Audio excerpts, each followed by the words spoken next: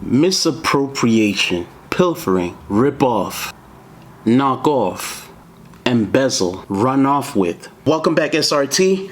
I go by the name of Caesar, aka Mr. Sneaker Route, and you're tuned in to yet another episode and installment of Sneaker Route. And today we're going to talk about stealing. Yep, you heard me. Stealing. Let me break it down for you. Now, the reason I'm bringing up stealing is, personally, I've just been watching Kanye West going through what he's been going through, right? And everything that the man goes through is pretty much public because he's one of the biggest figures in the world, right? When it comes to fashion, being innovative, being a forward-thinking individual. And I just feel bad for him. Now, ever since him separating himself from the Gap and him having issues with Adidas, and the issues that he has with the Gap and Adidas pretty much seem similar, all right? And the main thing that I want to talk about is intellectual theft. You see, you can take my phones, you can take my whatever, you can take it, all right? But when it comes to the ideas that come from your mind, your creativity, the juices that come from within that manifest themselves through hard labor and a push to create something physical that you can bring and show people, to take something from somebody's creative mind, to me, is mind-boggling. Can you imagine putting something together, building it up, and creating a concept when everybody calls you crazy, out of your mind? Oh, look at this guy, he's so disruptive. And you take all those beatings and all those hits, right? Every single hit, you just take it. And eventually, on the other side, because initially most people are called crazy, and then after the fact, when they see the end result, people then call you a genius. But most geniuses were called crazy to begin with.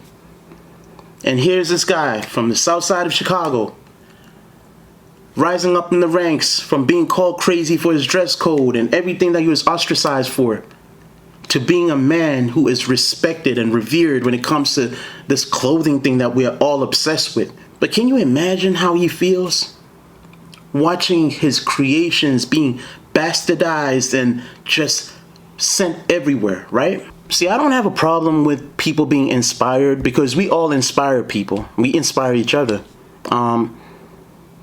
You can't claim that you invented the wheel, but sometimes a person will look at a wheel in a different way and say, hey, what if I throw some spikes on this wheel? Maybe I can climb up walls, right?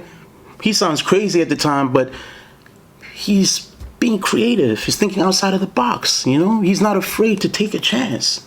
And that's what Kanye did. He wasn't afraid to take a chance. He took a chance and he moved to New York from Chicago. He took a chance. He dressed differently from everybody. He took a chance. It's all about taking chances. Chances make champions. You've heard that before, right?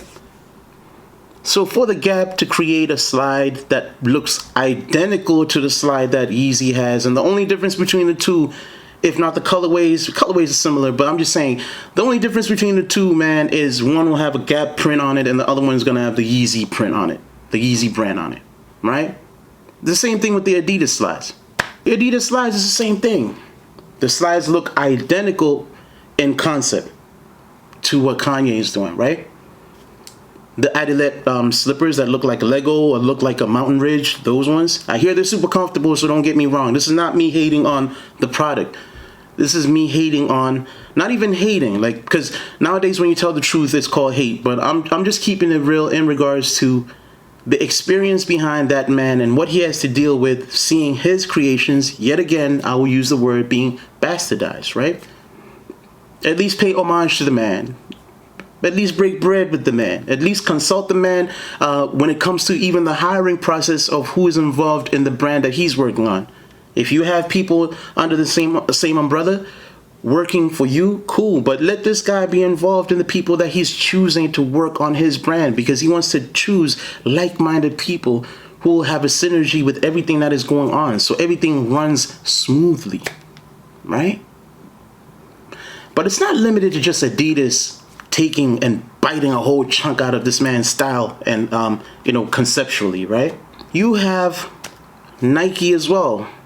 And Nike, and for all these things, as I talk about it, by now you would have seen the images that I'll show. So you see the similarities between these brands, and you see that, yeah, that was definitely inspired by that. Even Stevie Wonder could see that. Even Ray Charles could see that, right? So the MMW collaboration with Nike has a similar concept, you know, to the slides that that Yeezy came up with, and the foam runner that he came up with, right? And as a creative person, it's just from one creative guy to another creative guy, I can understand his pain. I can understand his frustration. It's super frustrating for people to just bite your style. It's like going to high school and you decide to throw some yellow laces onto your sneakers, whatever color they are, excuse me.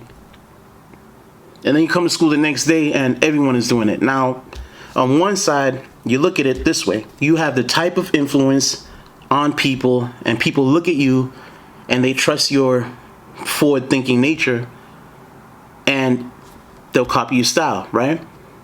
But I say, because this is what I do, if there's anything that is inspiring to me, or if I'm inspired by something that I see from someone else, man, I give that person the props, or I publicly give that person the accolades and say, hey, don't give me all the limelight. Yeah, I look good in what I'm doing, but this person is the one that put me on. This person is the one that turned my head to look that way so I could notice that, right?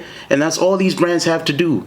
Break bread and sit at the table with Kanye and discuss these things with him. But the truth of the matter is this. I personally feel that to the outside world, Kanye is very disruptive. And to a large corporation, when they're looking at him, it's kind of hard for them to see this one person come up with this many concepts and this many ideas that shake up the whole game. They just shake up everything, right? Why should we let this guy benefit from all of this? Not respecting his creative mind, but just looking at it from a monetary aspect. It's like the streets. One dealer sees another dealer, and I'm hating to use this context, but it's the only way I can think of it and present it to you guys that will make the most sense.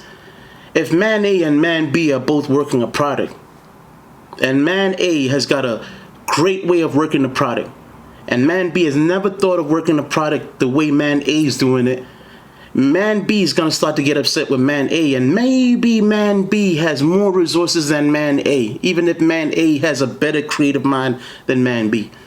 So man B is just going to do whatever it takes, man, to take away the limelight and the shine from man A, and that results in man B having his whole corporation or team engulfing whatever man A is doing. Basically, big bank takes little bank. I'm going to take your concept. What are you going to do about it? So in closing, I'll say it like this. If you're a creative person, protect your ideas and protect your concepts at all costs, right? Can't be too trusting, can't be too closed off, and you can't be too trusting at the same time. So you have to be right in the middle, right? You have to be smart. So I'll say to anybody who's creative out there, learn about Virgil, learn about Kanye, read as much as you can about the ranks that they had to climb in order to achieve what they've achieved, and really learn from them the pitfalls, the ups and the downs, because not everything that glitters is gold, right? When Kanye left Nike, initially you would think, is he being difficult, or is he asking for more than he's worth?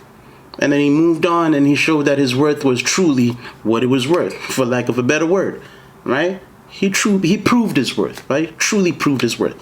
All right. So I just wanted to get that off my chest, talk to you guys, and just get that off my mind, because it's been sitting on my, on my mental for a little while now. And you guys are the SRT, right? The Sneaker Route tribe. And in my tribe, we break bread and we talk and we discuss things. And if you think I'm out of pocket for what I'm saying, talk to me. Let's talk about it. All right.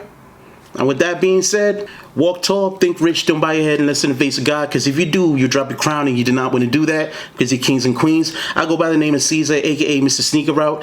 And this is another one for the SRT. Sneaker Route Tribe, I'm out. 1. Oh, by the way, like, comment, subscribe. Tell a friend to tell a friend. Pardon me. Now, I know you're busy, got stuff to do. On with your day. Peace be upon you. 1.